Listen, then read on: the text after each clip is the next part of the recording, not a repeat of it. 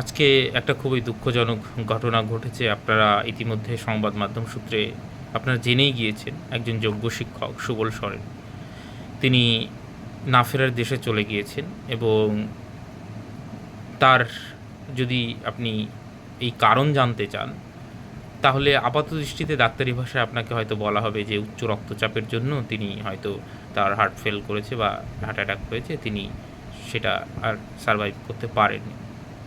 কিন্তু এর পেছনের যে আসল কারণ সেইটা আপনাদের সামনে কিন্তু পরিষ্কার একদম, যে এই যে চাকরি চলে যাওয়া, এবার চাকরি চলে যাওয়া কী কারণে? এই সিস্টেমেটিক ফ্রড এবং এই যে দুর্নীতি হয়েছে তার ফলে কিন্তু এই ঘটনা ঘটেছে। সুবল সরেনের কি কোনো দোষ ছিল?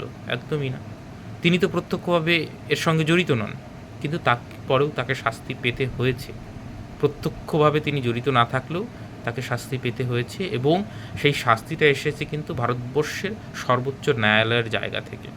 তো সেইখানে তো আমাদের কিছু বলার নেই, কিছু করারও নেই, কারণ এই সর্বোচ্চ ন্যায়ালয় কিন্তু আমাদের এই যে জনগণের যে নাগরিক অধিকার এবং আইনের রক্ষাকর্তা এবং সর্বোচ্চ ব্যাখ্যাকর্তা। এইবার বলতে পারেন যে সেইখানে যেরকমটা বিচার প্রক্রিয়া ট্রায়াল চলেছে সেই অনুযায়ী রায় এসছে, এইখানে তো কারো কিছু করার নেই। না, এটা কিন্তু একদম ঠিক নয়। অনেক কিছু করার আছে। আমাদের বিচার ব্যবস্থাকে এতটা ক্ষমতা দেওয়া হয়েছে, এতটা স্বতন্ত্র করা হয়েছে, বিচার ব্যবস্থা যদি চায় কোনো সমস্যার গোড়ায় গিয়ে নির্মূল করতে এই ধরনের দুর্নীতির ক্ষেত্রে, সেটা কিন্তু বিচার ব্যবস্থার কাছে সেই অপশনটা রয়েছে। এবং আপনি বলবেন হ্যাঁ, এত ক্ষমতা বিচার ব্যবস্থা? হ্যাঁ, ভারতবর্ষের সংবিধানে বিচার ব্যবস্থাকে এতটাই ক্ষমতা দেওয়া হয়েছে এবং সম্পূর্ণ স্বতন্ত্রভাবে ক্ষমতা দেওয়া হয়েছে, যাকে যাতে কোনো রকম কোনো পলিটিক্যাল প্রেশার ছাড়া কাজ, পলিটিক্যাল প্রেশার দেখুন থাকবেই, তারপরেও সংবিধান প্রণেতা এইটা বিশ্বাস করতেন যে যাতে পলিটিক্যাল প্রেশারের বাইরে গিয়ে এই আমাদের যে জুডিশিয়াল সিস্টেম সেটা কাজ করতে পারে, সেই জন্য কিন্তু তাদের একদম স্বতন্ত্রভাবে ক্ষমতা দেওয়া হয়েছে। তো সেই জায়গায় দাঁড়িয়ে যদি সর্বোচ্চ ন্যায়ালয় চাইতো এই যে দুর্নীতির গোড়া সেটা কিন্তু উপড়ে ফেলতে পারতো। আপনারা জানেন যে একটা হাইকোর্ট, এলাহাবাদ হাই, সেটা অনেক বিতর্কিত বিষয়, 1975 সালে প্রধানমন্ত্রীকে অবধি কিন্তু তিনি সেই সময় যে নির্বাচনে যে সমস্যা হয়েছিল তার জন্য বরখাস্ত করা হয়েছিল। যেখানে ভারতবর্ষের প্রধানমন্ত্রীকে অবধি একটা হাইকোর্ট সাসপেন্ড করতে পারে, এতটা ক্ষমতা। সুপ্রিম কোর্টের ক্ষমতা আরও বেশি, এবং তাকে কেউ বাধা দেওয়ার নেই। কোনো যদি অন্যায় হয় তার বিরুদ্ধে যদি জুডিশিয়াল সিস্টেম চায় যে এর সমূলে আমি উৎপাত করব এই জঞ্জালকে, তাহলে কিন্তু সেইটা সুপ্রিম কোর্টের সেই ক্ষমতা রয়েছে। তারপরেও সুবল সরেন কিন্তু সেইখানে গিয়ে তার যোগ্য বিচারটা পায়নি, সে প্রতারিত হয়েছে। এই যে সিস্টেমেটিক ফ্রড এবং জুডিশিয়াল, এক প্রকার জুডিশিয়াল মার্ডার বলা যেতে পারে।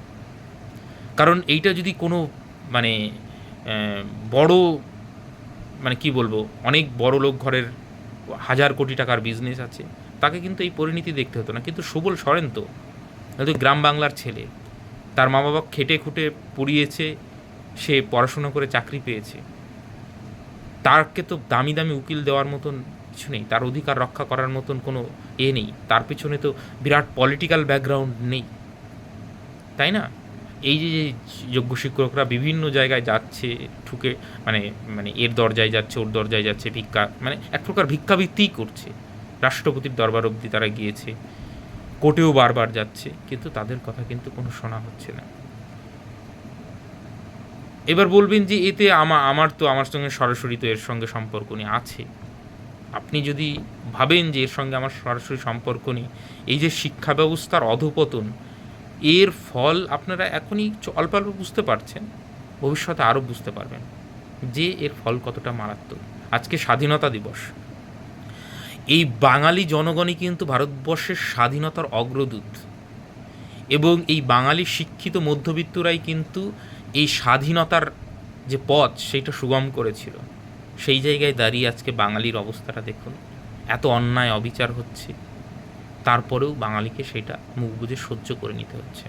এর থেকে স্বাধীনতার দিনে লজ্জার কিছু হয় না, সত্যি বলার মতন ভাষা নেই।